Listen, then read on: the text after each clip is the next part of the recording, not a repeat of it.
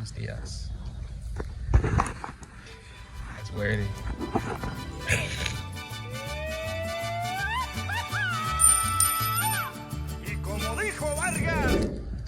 What it do, Money Crew?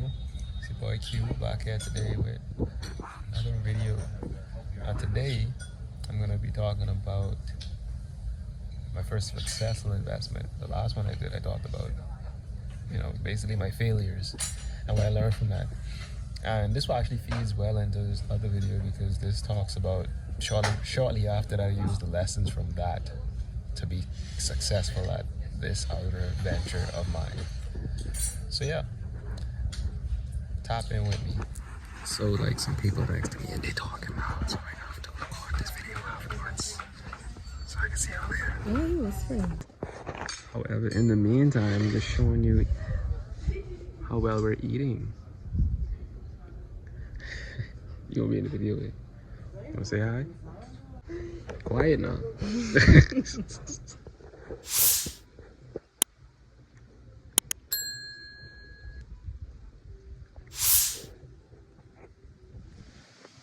Alright, so I'm done eating. Get away from all that noise. Now it's time for me to tell you the story about how I actually, made a successful investment. And you guys heard about me being silly, putting my resources into, teenagers' hands, other people's resources into teenagers' hands, and having, we just doing things I didn't really understand, just trying to make a profit. I wasn't thinking sensibly. I was being kind of, what's the word? Ignorant, maybe. I was being ignorant. I was being naive, and maybe a little too optimistic. And nothing's wrong with optimism, but you have to have optimism in your ability to do something, not in luck. Like you can't just say, oh, okay, I hope things will just happen for me. So let's go into how I actually made my first proper investment. And truthfully, it wasn't even a financial investment. It was an investment of time and investment into good people and good relationships and building up relationships. And so that was actually another thing I learned, that money isn't everything. There's so much more things valuable outside of just finances. But if you didn't know, I actually used to actually write poems. I was a poet back in the day, some time ago. I still write here and there, but my desire to write poetry, came from introspecting and just kind of, loving to self-reflect and kind of flesh out my thoughts. And I realized, maybe I should say these poems to other people. I was always inspired by rap music, so I was like, maybe someone could be inspired by me. What ended up happening is I developed a relationship with this lady. She owned a restaurant and bar, and a friend of mine DJ'd there. And from hanging out with him, I became very cordial with this woman. And one day, I was just sitting there having dinner with her, and I said, hey, I write poetry, would you like to hear one? And she said, sure. I said it to her. She thought it was great. I said, I always wanted to do events. Do you think this would be a place that would be ideal to do one? And she said, I would love that. I said, well, what would I have to do to make it happen? She's like, well, as you can see, we don't necessarily have a crowd. It's a Friday night. There's not a lot of people in there. Maybe we can work on something where your job is just to get people inside here. And this was the first time I had done something successful.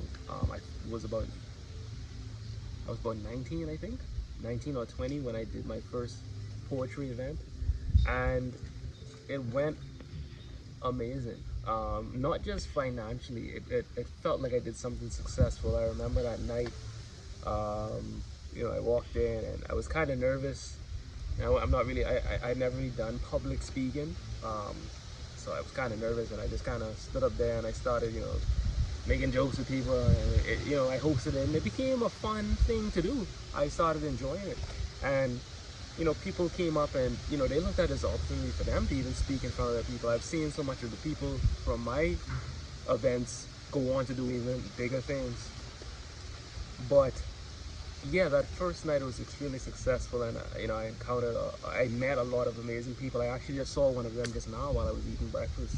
But I met a lot of amazing people from that, and it catapulted me into other things and other ventures within the space that I also looked at as great opportunities, and a great opportunity to network. But I did that event. It was called Poetry in the Islands. If any of you watching this video have ever heard of it, comment down below. Say I've been there, it was amazing. Let me know your experience. But it was called Poetry in the Islands, and it used to be at this restaurant called the Greek Islands. It was a Greek restaurant. It's located downtown Nassau, Bahamas, opposite Diamonds International, upstairs. And the first time I did the event, I remember at the end of it, a coworker of mine came up to me and she said, "Well, Quentin, you did a really good job." And I know that it went well, but she wasn't extremely close to me. She wasn't a friend of mine necessarily. She just was someone that I knew from work. So the fact that I had someone that didn't have an incentive to compliment my event come up to me and say, "Hey Quentin, you did a really good job," it was really flattering. It made me feel like I accomplished something. I ended up having this event for about a year and a half maybe, until unfortunately I got into a car accident in 2017, and that was ultimately what kind of stopped the momentum of the event.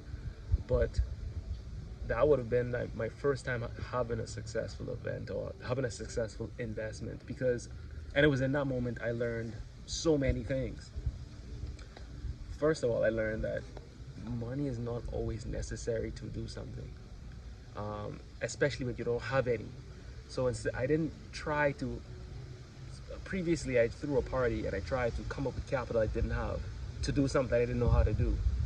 This time, I said I don't have capital and I actually know how to write poetry, so I can perform poetry myself. I also was familiar with people that were interested because I used to post my poetry on my Instagram. There were individuals I knew that would have been interested in poetry as well, and speaking and performing at my events. So it was something that I was knowledgeable about, something that I had connections to, and something that I could actually do myself.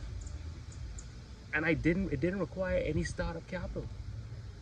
And that was a pivotal moment for me because I literally went from making a huge mistake and set back myself so much financially to doing something that was not only helping me financially, but it was also inspiring so many other people. There were so many individuals at that event that, that was their first time saying something in front of people. Like, they looked at that as like the start of their journey into being a performer. There's this gentleman, actually, I think his name is Kenny, but I think the first time he might have actually performed at all was in front of at my event in front of people.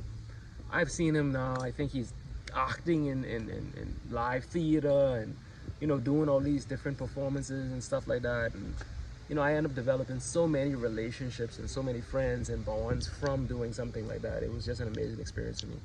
So I just kind of wanted to give you all the silver lining of my failure as a person that tried to throw an event, and show you that I actually ended up throwing a successful event for about a year. And yeah, I just wanted to share that with y'all. Didn't want to just tell you how stupid I was. I want to tell you that I could also be a little smart and do a little bit of sense. That's it. That's all I have to say. And y'all will be seeing much more videos from me. I actually have some great news. I'll announce that in my next video, so stay tuned. And it's always and forever, peace and love from Fin IQ.